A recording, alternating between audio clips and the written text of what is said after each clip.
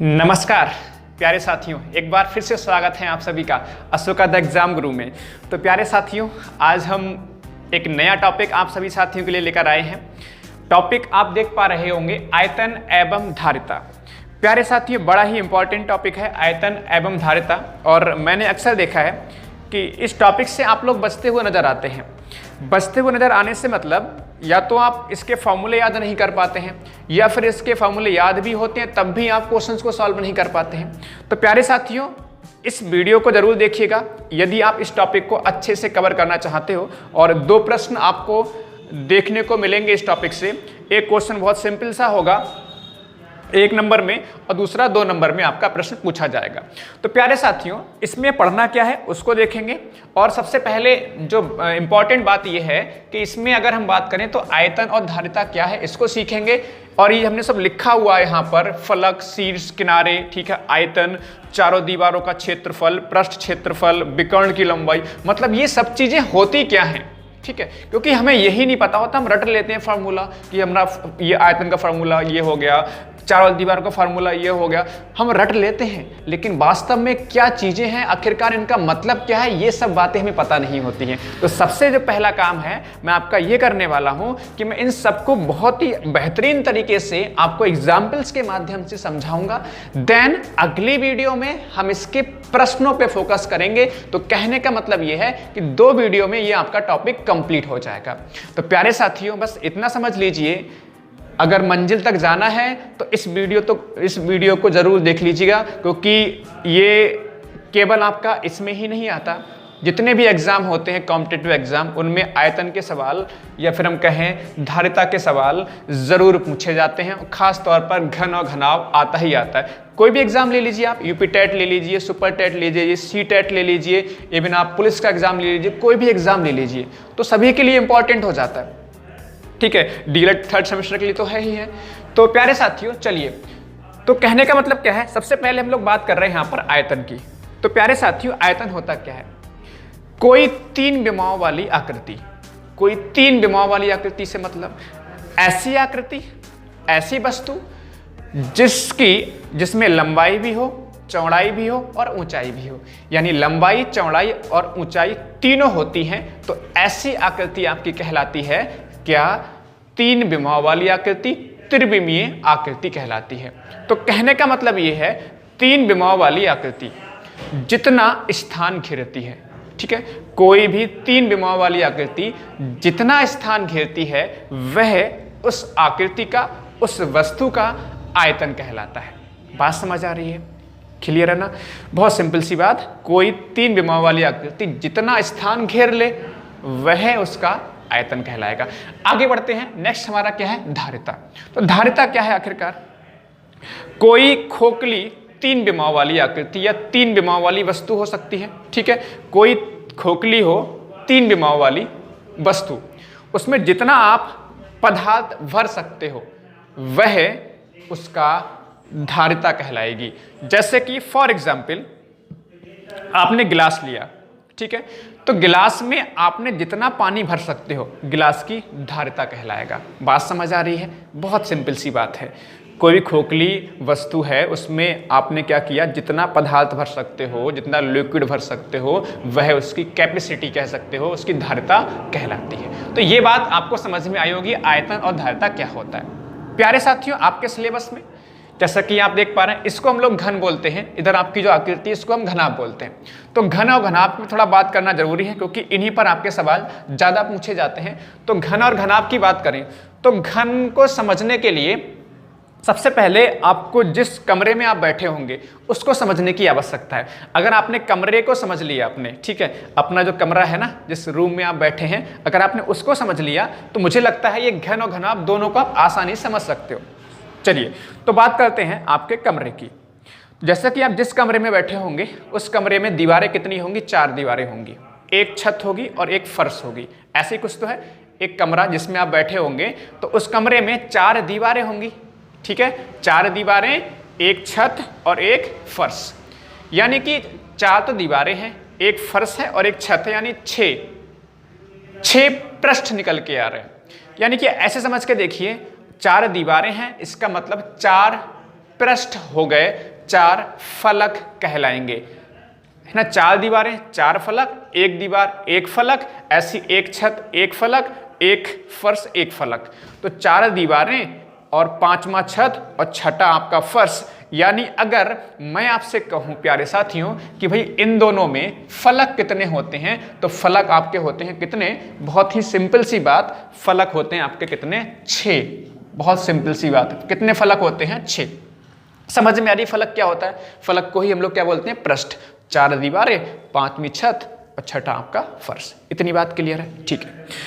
अब प्यारे साथियों 2 बातें निकल के आती हैं यहाँ से। पहली बात, घन किसे कहेंगे और घनाभ किसे कहते हैं। अभी शीर्ष पर और किनारों पर भी हम लोग आएंगे। तो चलिए पहले शीर्ष और किनारों के बारे में ही बात कर लेते हैं, ज़्यादा बेहतर रहेगा। जैसे कि प्यारे साथियों शीर्ष की बात करें, शीर्ष का मतलब ऐसे समझ लीजिए, इसको हम कोने कह सकते हैं, कोने कह सकते हैं। तो आप देखोगे छत की तरफ देखोगे ना, तो छत में आपको 4 कोने दिखाई देंगे, ठीक है। छत में आपको 4 कोने दिखाई देंगे। जैसे मैं अगर आप देख पा रहा हूं तो 1 2 3 और 4, ऐसी 4 नीचे होंगे फर्श पे, 5 6 7 और 8। बात समझ आ रही है? यानी कि आप ऐसे बोल सकते हो, आपके जो शीर्ष होते हैं वो शीर्ष कितने होते हैं, 8 होते हैं। नहीं समझ में आया तो ऐसे देख लीजिए, 1 2 3 4 5 6 7 8, ऐसे इसमें भी होंगे। काउंट करोगे 1 2 3 4 5 6 7 8। बात समझ आ रही है? तो शीर्ष या फिर कोने बोल सकते हैं इनको, कोने या शीर्ष कितने होते हैं, 8। अब किनारे कितने होते हैं? किनारे आपको समझ में आ रहा है? किनारे का मतलब ये किनारे कहलाएंगे 1 2 3 4, ठीक, 5 6 7 8 9 10 11 12। ऐसे तो किनारे कितने हो जाएंगे आपके, 12 हो जाएंगे। इसमें किसी को दिक्कत आ रही है क्या? ठीक, किनारे गिन सकते हो आप, अपने जो कमरा है उसमें गिन सकते हो। जैसे आप देखोगे तो फर्श में काउंट करोगे तो फर्श में 4 किनारे हो रहे होंगे, 1 2 3 और 4, ऐसी करके 5 6 7 और 8, ठीक है, 8 हो गए। फिर आपका 9 10 11 और 12। बात समझ आ रही है? ठीक है, काउंट कर सकते हो किनारे कितने हो रहे हैं, 12। यानी कि अगर हम घन और घनाभ की बात करें, सवाल में पूछ सकते हैं आपसे कि भाई एक घन है तो उसमें कितने फलक होते हैं, तो कितने होते हैं, 6। ऐसी घनाभ में कितने फलक होते हैं, 6। तो घन हुआ या फिर घनाभ हुआ, दोनों में फलक कितने होते हैं, 6। बहुत सिंपल सी बात, फलक को ही हम पृष्ठ कहते हैं। अगर हम शीर्ष की बात करेंगे, शीर्ष कितने होते हैं, 8। ऐसे हम किनारों की बात करेंगे तो किनारे क्या होते हैं, कितने, 12। दोनों के लिए कॉमन बातें हैं। अब आखिरकार दोनों में अंतर क्या है, इसको समझने का प्रयास करते हैं। ठीक है, मैंने यहाँ पे लिखा नहीं है, ये आपका घन है, ठीक है ना, और ये आपका घनाभ है, ठीक। तो घन और घनाभ में क्या अंतर है, बहुत ही सिंपल सी बात, बहुत ही सिंपल सी बात। देखिए जैसा कि मैंने आपको बताया प्यारे साथियों, ये हमारा जो है घन और घनाभ दोनों ही 6 पृष्ठों से मिलकर बना होता है, ठीक है, 6 पृष्ठों से मिलकर बना होता है। अगर जैसे मान लीजिए आपकी दीवारें, चारों दीवार और छत और फर्श, सबका जो क्षेत्रफल कैसा हो, बराबर हो, या ऐसे बोलिए मैं कहूँ कि सभी भुजाएं कैसी हों, बराबर हो। जितनी भुजा आपकी फर्श की हो, जो भुजा आपकी फर्श की हो, वही भुजाएं आपकी क्या हो, चारों दीवारों की हो, वही भुजाएं आपकी क्या हो, आपकी छत की भी हो। यानी ऐसी आकृति जिसमें सभी भुजाएं बराबर हो रही हैं, ठीक है, सभी भुजाएं इक्वल हैं, तो कहलाएगा आपका क्या, आपका घन कहलाएगा। और लंबाई, चौड़ाई और ऊंचाई तीनों अलग अलग हो जाएंगी तो कहलाएगा आपका घनाभ। यानी ऐसे समझ लो, जिसमें लंबाई, चौड़ाई और ऊंचाई तीनों बराबर हैं तो हमारा घन, और तीनों अलग अलग हैं तो क्या कहलाएगा, हमारा घनाभ। अब लंबाई, चौड़ाई, ऊंचाई अगर आपकी बराबर होगी तो आप ऐसे समझ सकते हो, ये हमारा वर्ग से मिलके बना होगा, ये हमारा वर्गों से मिलके बना होगा, 6 वर्गों से मिलके बना होता है, ये हमारा 6 आयतों से मिलके बना होता है। जब ये वर्गों से मिलके बना होगा तो इसका क्षेत्रफल भी कैसे होंगे, बराबर होंगे, ठीक है, सभी पृष्ठों के क्षेत्रफल कैसे होंगे, बराबर होंगे। इसमें क्या होगा, ये हमारा आयत से मिलके बना है तो इसमें आमने सामने के आयत कैसे होंगे, बराबर होंगे। जब आमने सामने के आयत बराबर होंगे तो उनके जो आमने सामने के जो पृष्ठ हैं उनके क्षेत्रफल भी बराबर होते हैं।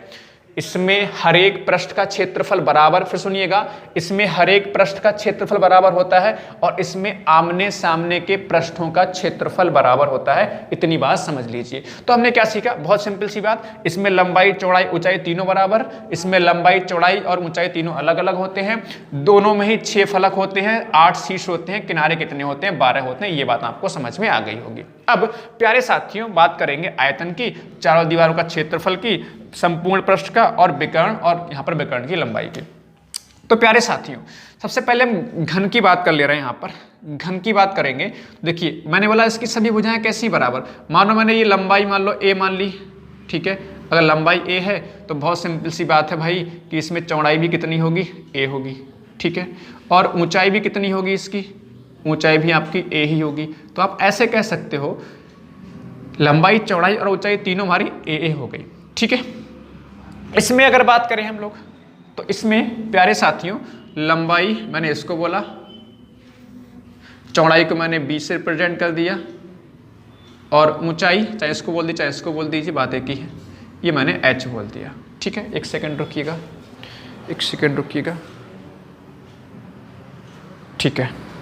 तो अब समझ लीजिए इसका आयतन क्या होता है। देखो बहुत सिंपल सी बात है, आयतन क्या होता है, तीनों भुजाओं की गुणा, बस समझ लीजिए, लंबाई चौड़ाई और ऊंचाई तीनों की गुणा कहलाता है हमारा आयतन। यानी आप ऐसे समझ सकते हो कि भाई इसमें लंबाई चौड़ाई और ऊंचाई तीनों a है, तब ऐसे बोल सकते हो a × a, यानी कि a की पावर 3 क्या कहलाएगा आपका, a की पावर 3 आपका कहलाएगा क्या, कि इसका आयतन कहलाएगा। इसको हम बोलते हैं भुजा की घात 3। इसकी बात करोगे प्यारे साथियों तो इसमें क्या हो जाएगा, लंबाई गुणे चौड़ाई और गुणे ऊंचाई, ठीक है। सुना होगा LBH, लंबाई गुणे चौड़ाई गुणे ऊंचाई। तो इसका आयतन भुजा की घात 3, इसका आयतन लंबाई गुणे चौड़ाई गुणे ऊंचाई। बात समझ में आ गई। इसमें चारों दीवारों का क्षेत्रफल, एक बात बताओ मेरे को, जब एक बात बताओ, हमारी चारों दीवारें वर्गाकार होंगी ना, चारों दीवारें वर्गाकार होंगी, जब एक वर्ग का क्षेत्रफल क्या होगा, देखिए चारों दीवारों का क्षेत्रफल पूछा गया। जब चारों दीवारों का क्षेत्रफल पूछा गया है तो इसमें ना ही छत का क्षेत्रफल लिया जाएगा और ना ही फर्श का क्षेत्रफल लिया जाएगा, केवल 4 दीवारों का क्षेत्रफल लिया जाएगा। यानी कि आप कह सकते हो एक दीवार का क्षेत्रफल भुजा स्क्वायर होगा, क्योंकि दीवार हमारी वर्गाकार होगी। जब एक का क्षेत्रफल भुजा स्क्वायर होगा तो चारों दीवारों का क्षेत्रफल क्या हो जाएगा, 4a² हो जाएगा। आई थिंक आपको बात समझ में आ रही होगी। तो 4a² होता है चारों दीवारों का क्षेत्रफल। नहीं बात समझ में आई भाई? जैसे आपका कमरा है ना, कमरे में अगर मान लो चारों दीवारें बराबर की हो, बराबर भुजाओं वाली हो, तो क्या होगा, एक दीवार हमारी एक वर्गाकार है, तो एक दीवार अगर वर्गाकार पृष्ठ है उसका, तो क्या उसका क्षेत्रफल, वर्ग का क्षेत्रफल होता है भुजा स्क्वायर। तो 4 दीवारें हो गई, तो चारों का क्षेत्रफल कितना हो गया, 4a²। ऐसे ही यहाँ पर होता है, ठीक है। इसमें भी हमारा क्या होगा, 4 जो क्षेत्रफल निकालेंगे तो भाई छत को छोड़ेंगे और फर्श को छोड़ेंगे। तो इसमें क्या निकल के आएगा, इसको सॉल्व करोगे आपका, तो इसमें क्या होता है, 2 गुणे लंबाई प्लस चौड़ाई और इंटू ऊंचाई। बात समझ पा रहे हैं आप लोग? नहीं बात समझ पा रहे हैं? ठीक है, 2 × लंबाई प्लस चौड़ाई गुणे ऊंचाई, ठीक है। ऐसे यहाँ पर जब हम संपूर्ण पृष्ठ निकालेंगे तो संपूर्ण पृष्ठ में क्या हो जाएगा, 6a² हो जाएगा। क्यों? क्योंकि भाई संपूर्ण पृष्ठ का क्षेत्रफल, अच्छा एक बात ध्यान रखिएगा, इसको हम पृष्ठीय क्षेत्रफल, इसको हम पार्श्वीय पृष्ठीय क्षेत्रफल भी कहते हैं, पार्श्वीय पृष्ठ क्षेत्रफल भी इसको बोलते हैं, ध्यान रखिएगा। जब संपूर्ण निकालेंगे, संपूर्ण का मतलब जितने भी पृष्ठ हैं सभी का क्षेत्रफल निकालेंगे, तो इस बात को समझिए कि भाई पृष्ठ हैं कितने, होते कितने, 6 होते हैं, और एक का क्षेत्रफल a², तो 6 का क्षेत्रफल क्या हो जाएगा, 6²। तो बहुत आसानी से समझ लिया। अच्छा इसका क्या होता है, इसको सॉल्व करने के बाद क्या आएगा, 2 × लंबाई इंटू चौड़ाई, ठीक है, और चौड़ाई इंटू लंबाई, और क्या होता है आगे, चौड़ाई इंटू लंबाई और सॉरी चौड़ाई इंटू ऊंचाई, LB BH और HL, ठीक है। बहुत सिंपल सी बात, क्या आएगा, 2 × LB + BH + HL, लंबाई गुणे चौड़ाई, चौड़ाई गुणे ऊंचाई, ऊंचाई गुणे लंबाई। ये होता है किसका, संपूर्ण पृष्ठ का क्षेत्रफल किसका होता है, आपके घनाभ का होता है। अच्छा विकर्ण की लंबाई की बात करेंगे तो इसमें होता है a√3, इसमें होता है a√3, और इसमें क्या होता है, √L² + B² और प्लस एच स्क्वायर। तो अब थोड़ी सी ये परेशानी है कि ये 2-3 फॉर्मूले आपको याद करने पड़ेंगे। वैसे हालांकि आपको याद होंगे, इनमें मुझे लगता है कि आपको मैंने समझा दिया। तो प्यारे साथियों, यहाँ से कितने तरह के सवाल बन सकते हैं, एक बार फिर से हम फटाफट से इनको सवालों को जानने का प्रयास करते हैं। आज की छोटी सी वीडियो में पहला सवाल आपसे क्या बन सकता है कि हमारा जो है घन है, घन के पृष्ठ किस तरह के होते हैं। ठीक है, तो घन जो है हमारा, घन के पृष्ठों की बात करते हैं तो इसमें वर्गाकार होते हैं, जबकि घनाभ में आयताकार पृष्ठ होते हैं। इसमें हर एक पृष्ठ का क्षेत्रफल बराबर होता है। इसमें आमने सामने के पृष्ठों का यानी आमने सामने के फलकों का क्षेत्रफल बराबर होता है। इसमें सभी भुजाएं बराबर होती हैं। इसमें तीनों भुजाएं अलग अलग लंबाई की होती हैं। ठीक है, अगर हम बात करेंगे फलक की या पृष्ठ की तो दोनों में ही 6-6 फलक होते हैं। शीर्ष भी 8-8 होते हैं, किनारे भी 8-8 होते हैं। आयतन की बात करें, देखिए कई बार क्या होता है, डायरेक्ट फार्मूला पूछ सकते हैं, बोले बताओ भाई कि एक घनाभ है उसका पृष्ठ का क्षेत्रफल यानी संपूर्ण पृष्ठ का क्षेत्रफल क्या होगा। तो डायरेक्ट फार्मूला भी एक आध बार पूछा गया आपके। और देखिए ये वाला आई थिंक इन तीनों में से कोई एक पूछा गया जा चुका है। तो ऐसा नहीं है कि इनसे सवाल नहीं आते, सवाल इनसे भी एक आध सवाल आपका बन सकता है। डायरेक्ट फार्मूला पूछ सकते हैं या आपकी कोई डायरेक्ट मान, जैसे लंबाई दे दी, चौड़ाई दे दी, ऊंचाई दे दी, आयतन पूछ ली डायरेक्टली आपका। ठीक है, क्वेश्चन किस तरह के बनेंगे वो तो हम कर सीखेंगे बाद में जाके। तो कहने का मतलब क्या है, इसका आयतन 1/3 भुजा गुणे भुजा गुणे भुजा, इसका लंबाई गुणे चौड़ाई गुणे ऊंचाई, इसका हो गया 4a², इसका होता है 2 × लंबाई प्लस चौड़ाई गुणे ऊंचाई, इसका हो गया 6a² क्या संपूर्ण पृष्ठ का क्षेत्रफल, इसका संपूर्ण पृष्ठ का क्षेत्रफल क्या होता है 2 × लंबाई चौड़ाई प्लस चौड़ाई ऊंचाई प्लस ऊंचाई और लंबाई। इसका विकर्ण की लंबाई a√3 होती है और इसमें विकर्ण की लंबाई √L² plus b² plus h² होती है। तो इस तरह से हमने इनको जानने का प्रयास किया। हालांकि मेरे प्यारे साथियों, अगर मैं इसको डिटेल में आपको एक्सप्लेन करूं तो मैं कर सकता हूं, लेकिन मुझे लगता है इसकी आवश्यकता है नहीं, क्योंकि आपको बाद में जाके इन फार्मूलाज यानी कि सूत्रों को ही याद करना पड़ेगा। ठीक है, तो मुझे लगता है कि आपको बेहतरीन तरीके से ये समझाने का मैंने प्रयास किया है, एक कोशिश रही है मेरी तरफ से। आपने समझा होगा। आपको अगर छोटी सी ये वीडियो पसंद आई है तो ज़रूर एक बार कमेंट करके बताइएगा। और जो इसके सवाल हैं, जो इसके प्रश्न हैं, ठीक है, वो अगली वीडियो में आपको मिलेंगे। क्योंकि और हाँ, इस वीडियो को आप देखकर इसके फॉर्मूले एक बार पढ़ लीजिएगा, क्योंकि इन्हीं पर क्वेश्चन बनते हैं। और जैसे कि होता क्या है, कई बार बहुत सिंपल सवाल पूछे जाते हैं कि भाई इन्होंने क्या दे दिया, भुजाएं दे देते हैं और इनमें से कुछ भी पूछ लिया, कुछ भी डायरेक्टली आपका सवाल बन जाता है। और दूसरा जो सबसे ज़्यादा इंपॉर्टेंट सवाल बनते हैं, जिसमें कि भाई एक दीवार है, दीवार को बनवाना है तो दीवार में ईंटों की संख्या कितनी लगेगी, तो इस तरह के सवाल भी बनेंगे। हम करेंगे ना आपके साथ मिलकर अगले छोटी सी वीडियो में। बने रहिएगा हमारे साथ। लाइक, सब्सक्राइब और शेयर करना ना भूलिए। सभी साथियों का धन्यवाद। जय हिंद, जय भारत।